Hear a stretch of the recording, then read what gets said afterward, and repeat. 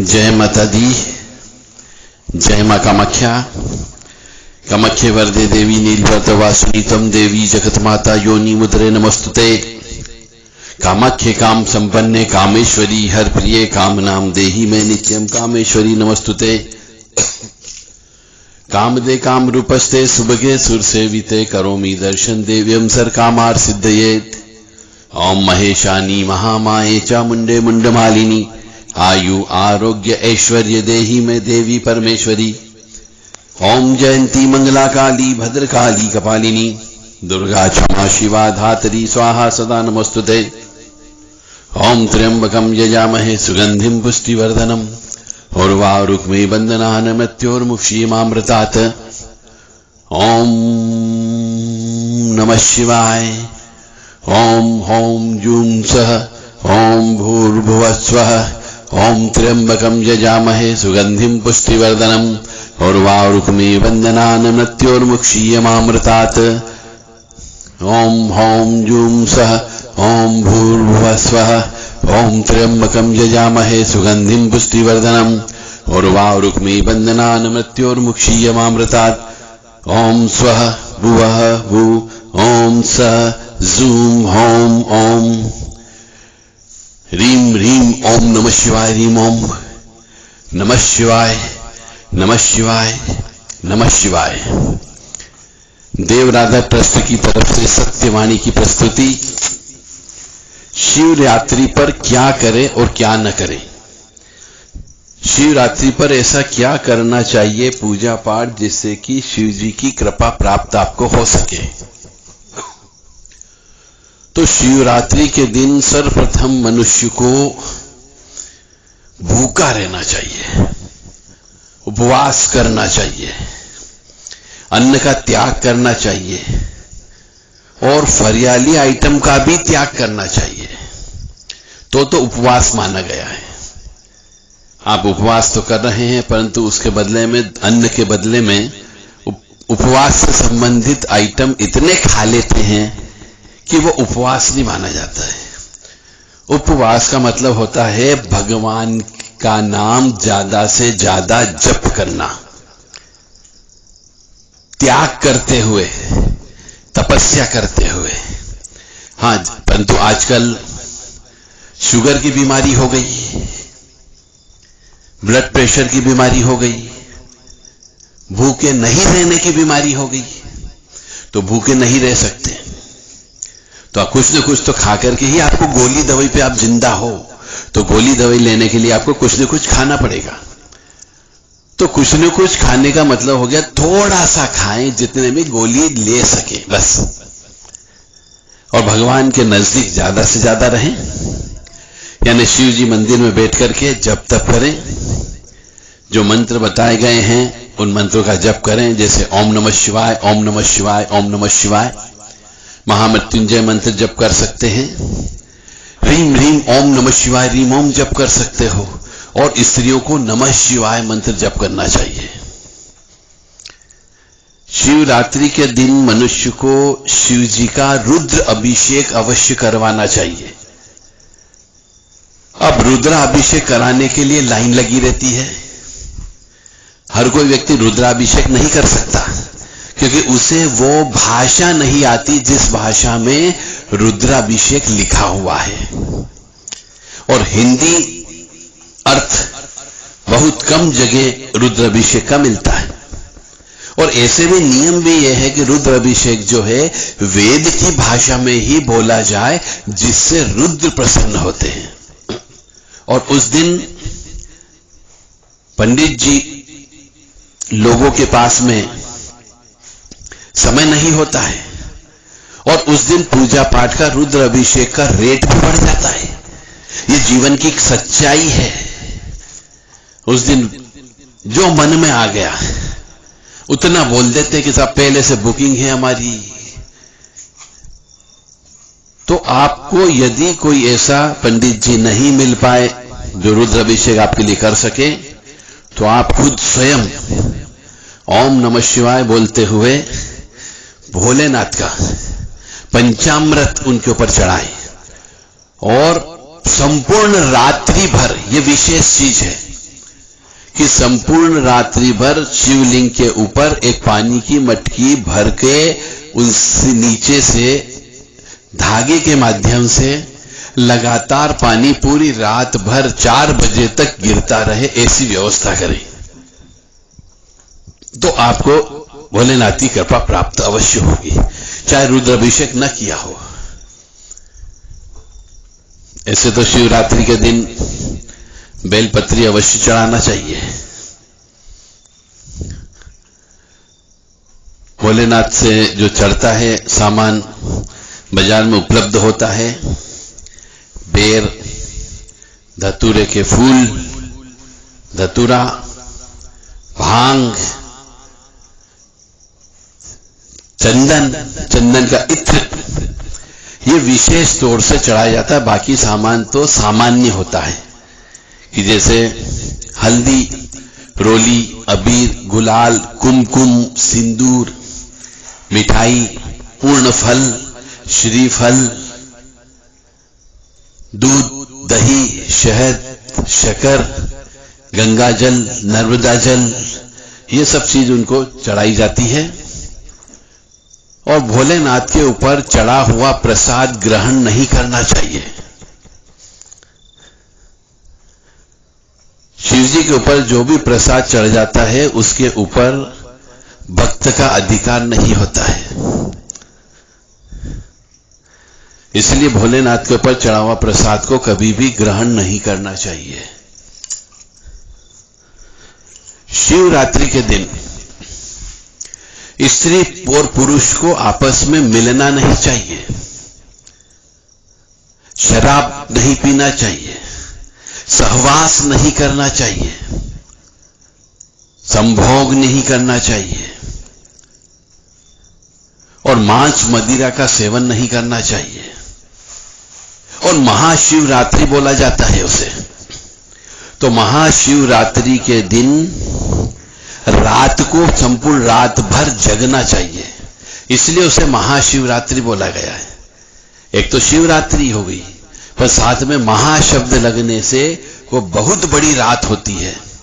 उस दिन सिद्धियां मिलने की संभावना होती है, परमपिता परमात्मा भोलेनाथ की कृपा मिलने की संभावना होती है, इसलिए संपूर्ण रात भर भोलेनाथ का जागरण करना चाहिए।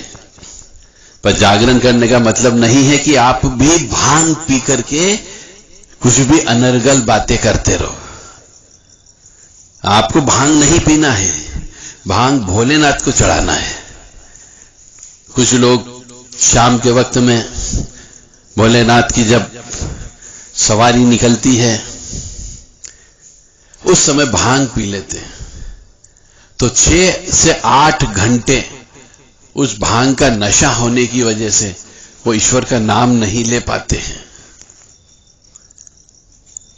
इसलिए भांग नहीं पीना है, शराब नहीं पीना है, मांस मदिरा का सेवन नहीं करना है, अन्न का भक्षण नहीं करना है और ईश्वर के नजदीक ज्यादा से ज्यादा रहना है। एक अखंड दीपक घी का लगाना चाहिए। यदि घी उपलब्ध न हो तो महाशिवरात्रि के दिन सरसों के तेल का, तिल के तेल का दीपक अवश्य जलाना चाहिए। भोलेनाथ के मंदिर में काले तिल भी भोलेनाथ के ऊपर चढ़ाए जा सकते हैं। आपको जिस कामना से भोलेनाथ की पूजा करना है उससे संबंधित सामान भोलेनाथ को अवश्य चढ़ाना चाहिए और उसी से अभिषेक भी करना चाहिए।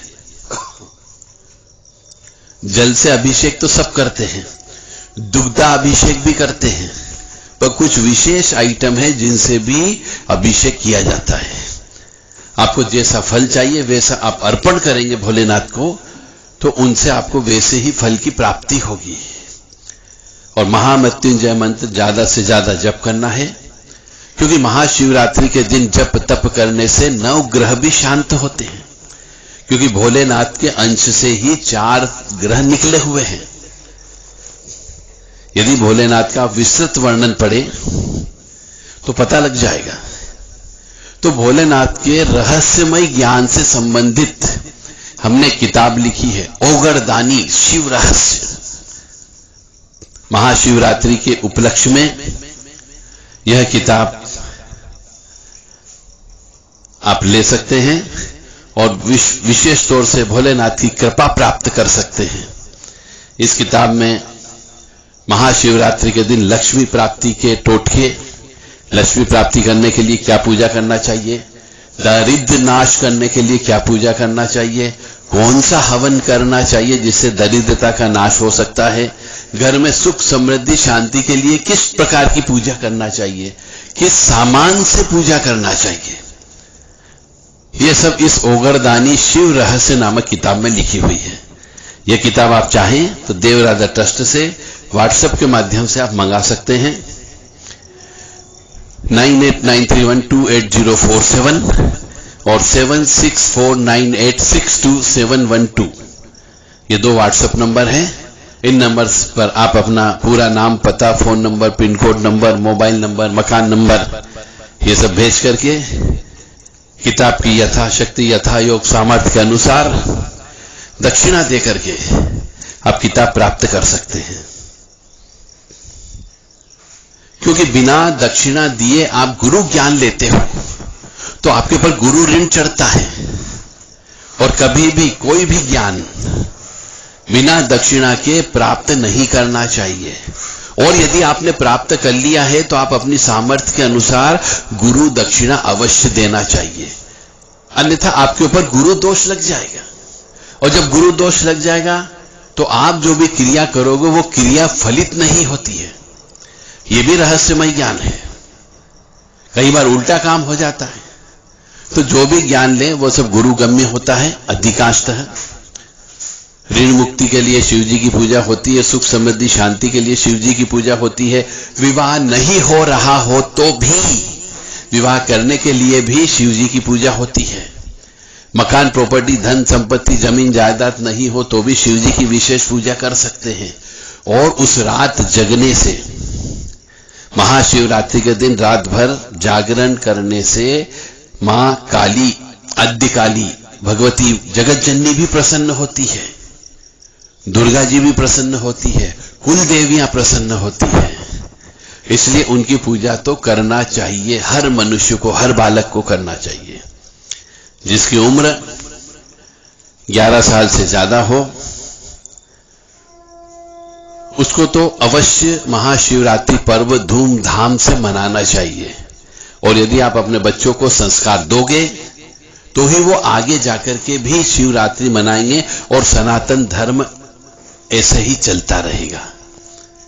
यदि आपने अपने बच्चों को संस्कार नहीं दिए, केवल किताबी ज्ञान देते रहे, पढ़ाई लिखाई में उनको इन्वॉल्व करते रहे, बस्ते का बोझ हल्का करवाते रहे, तो उनमें न तो संस्कार आएंगे और न भारतीय संस्कृति, संस्कार, परंपरा, रीति रिवाज, जो हमारी मान्यता है, प्रथाएं हैं, वो सब भूल जाएंगे।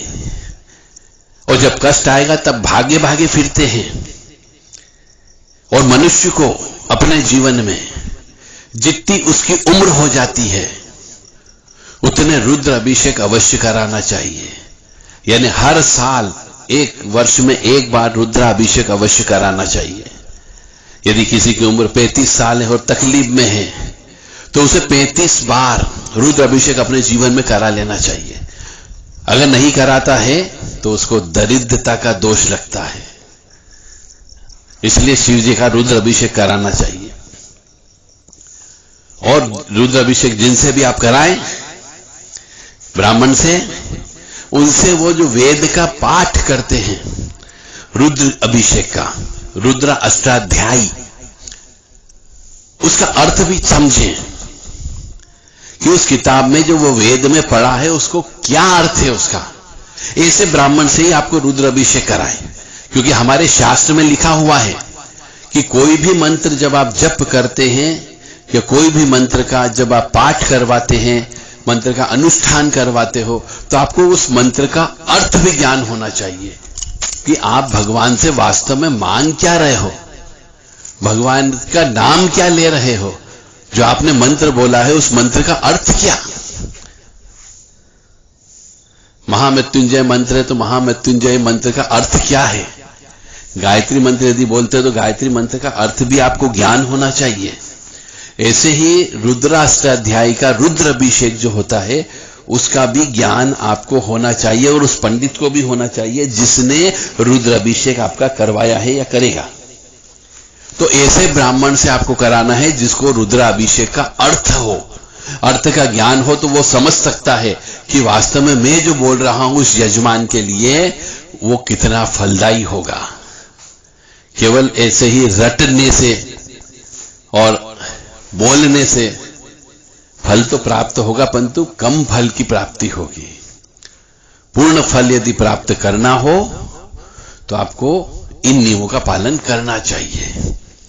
अब आप कहेंगे साहब हमें तो ऐसा कोई ब्राह्मण ही नहीं मिल रहा जिसको रुद्र अष्टाध्यायी का अर्थ मालूम हो।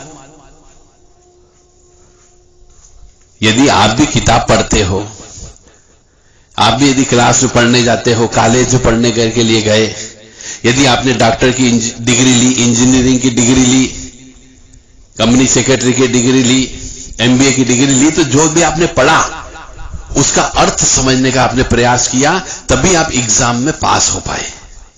और यदि आपने पढ़ा और उसका अर्थ नहीं मालूम तो आप एग्जाम में कुछ भी नहीं लिख सकते। इसी प्रकार से आप जो भी पढ़ते हो ईश्वर के लिए पढ़ रहे हो या ईश्वर को याद कर रहे हो, तो उसका अर्थ भी ज्ञान होना चाहिए। यदि आपके पास रुद्र अष्टाध्याय यानी रुद्र अभिषेक जिस मंत्रों से होता है उसका अर्थ यदि आपके पास नहीं हो तो वह अर्थ की किताब भी आप हमसे प्राप्त कर सकते हो। वह किताब भी उपलब्ध है। बहुत किताब रेयर केस में मिलती है। यह किताब भी व्हाट्सएप के माध्यम से आप हमसे प्राप्त कर सकते हो। परंतु फिर पुनः मैं कहूंगा सभी धर्म प्रेमी बंधुओं से निवेदन है कि आपको महाशिवरात्रि के दिन पूरी रात भर आपको जगना है और भोलेनाथ का जप करना है। उनके ऊपर दूध और जल मिला करके पूरी रात भर उनका अभिषेक होते रहना चाहिए और उनके सामने बैठ करके धूप बत्ती लगाएं। सुगंधित द्रव्य यानी चंदन का इत्र आप उनके ऊपर छोड़ें। चंदन का इत्र उनको ज्यादा से ज्यादा चढ़ाएं। और एक और विशेष बात जिसकी वजह से भोलेनाथ नाराज हो जाते हैं, आपकी पूजा तो की पर पूजा का फल नहीं मिलता है, जो गलती करते हैं वो गलती बताने जा रहा हूं। गलती आप ये करते हैं कि भोलेनाथ के ऊपर शंख से अभिषेक करते हैं। कुछ कुछ पंडित लोगों को नहीं मालूम कि शंख से अभिषेक नहीं किया जाता है, और जो पंडित शंख से अभिषेक करता है वह तो खुद पाप का भागी बनता ही बनता है, आपको भी पाप का भागी बनाता है, क्योंकि आपकी तरफ से प्रतिनिधि बन के भोलेनाथ के ऊपर शंख से जल चढ़ाता है। तो आपकी जो कामना होती है वो कामना पूरी होने के बजाय उस कामना में और ज्यादा अड़ंगे लगने लगते हैं और ज्यादा परेशानियां उत्पन्न हो जाती है। फिर आप कहोगे साहब हमने तो अनुष्ठान करवा लिया, 108 रुद्राभिषेक करा लिए, 11 रुद्राभिषेक करा लिए, परंतु कुछ भी नहीं हुआ, उल्टा नुकसान हो गया। तो नुकसान क्यों हो गया? क्योंकि आपने शंख से जल चढ़ा दिया। अब उसके पीछे का बहुत बड़ा रहस्य है, कहानी है उसके पीछे, इसलिए शंख से जल नहीं चढ़ाया जाता है।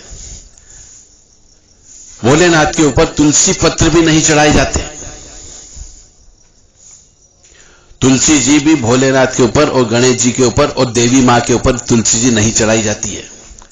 और बहुत से पंडित लोग ऐसे हैं जो भोलेनाथ को भोग लगाते हैं, देवी मां को भोग लगाते हैं, उसमें तुलसी जी डाल देते हैं, जो पाप करते हैं वो। देवी जी उस भोग को ग्रहण ही नहीं करती, नहीं भोलेनाथ ग्रहण करते हैं। और फिर कहते हैं साहब हम पूजा कर रहे हैं, फिर भी मंदिर में पूजा करने के बावजूद भी हम दरिद्र हैं, दरिद्र, पैसा ही नहीं आता है। तो पैसा कहां से आएगा और कहां से आप उच्च स्तर पे बढ़ोगे? क्योंकि आप तो गलती कर रहे हो। इसलिए यह भी ध्यान रखें, भोलेनाथ की पूजा में तुलसी जी का प्रयोग बिल्कुल न करें और शंख का प्रयोग बिल्कुल न करें, और जो करते हैं उनको मना करें, उनको बताएं। यदि आपने हमारा ज्ञान सुन लिया हो तो आप और अन्य लोगों को भी बताने का प्रयास करें कि शंख से जल नहीं चढ़ाना है, तुलसी दल नहीं चलाना है, केवड़े का इत्र भी नहीं चढ़ाना है, और केवड़े के फूल भी नहीं चढ़ते हैं। इस बात का ध्यान अवश्य रखें। और एक और गलती करते हैं कि तांबे के लोटे में दूध और जल मिलाकर के भोलेनाथ के ऊपर जल चढ़ाते हैं, वो भी गलत करते हैं।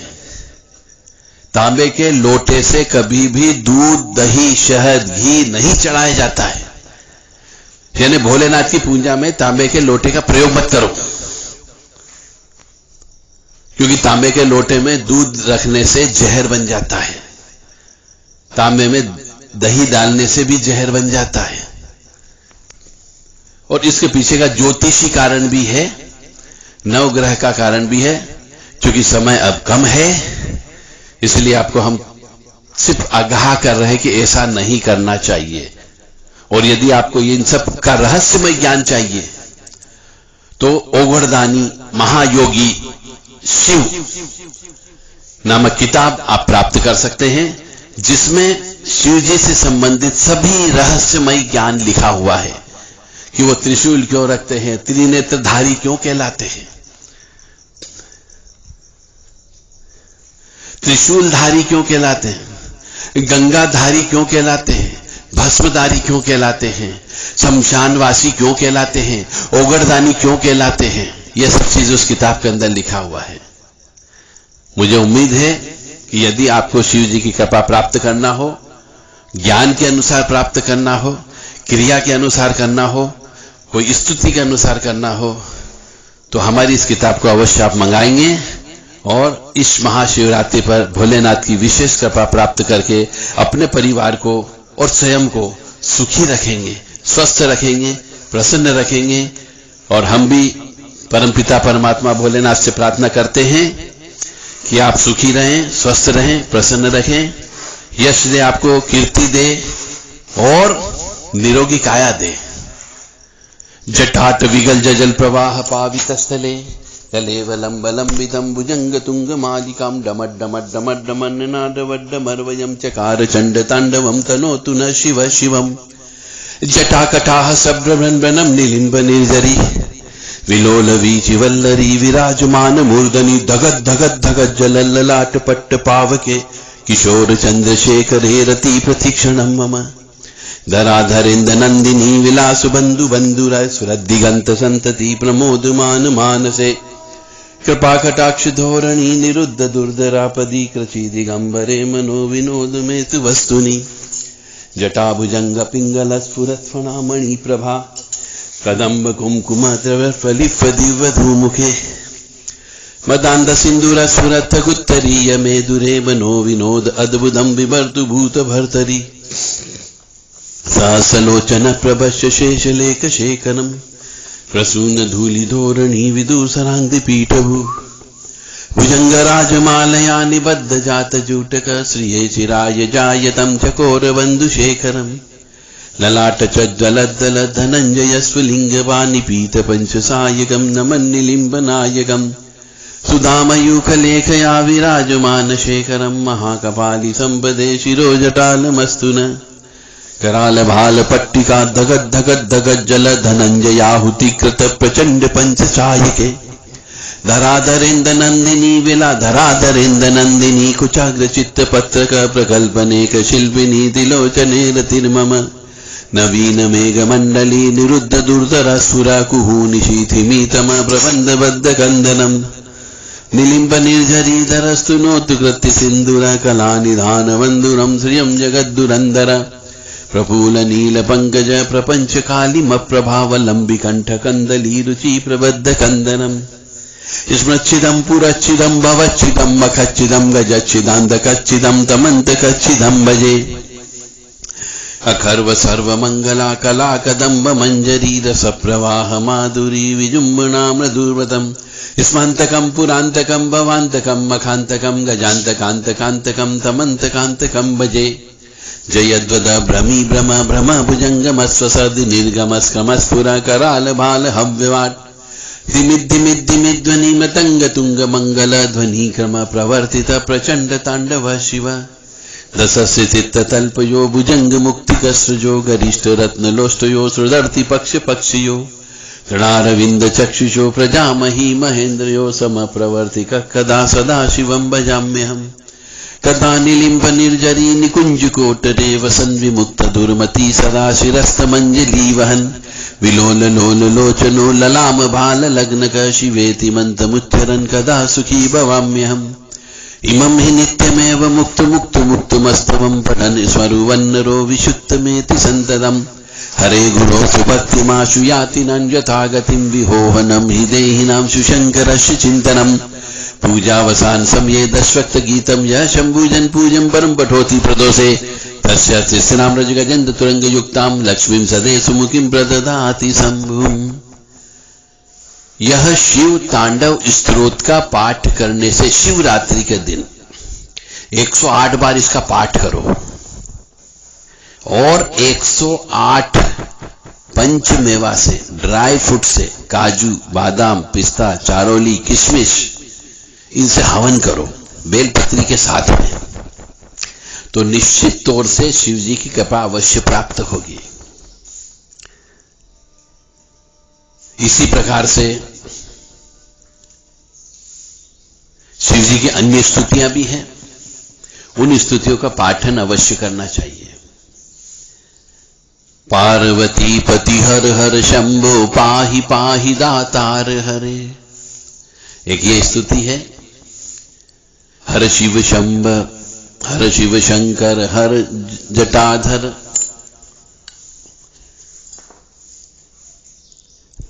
फिर एक स्तुति है नमामि शमीशान निर्वाण रूपम। तो जो भी स्तुतियां हैं शिव जी के अच्छे से उच्च स्वर में पाठ करना है, मन में पाठ नहीं करना है।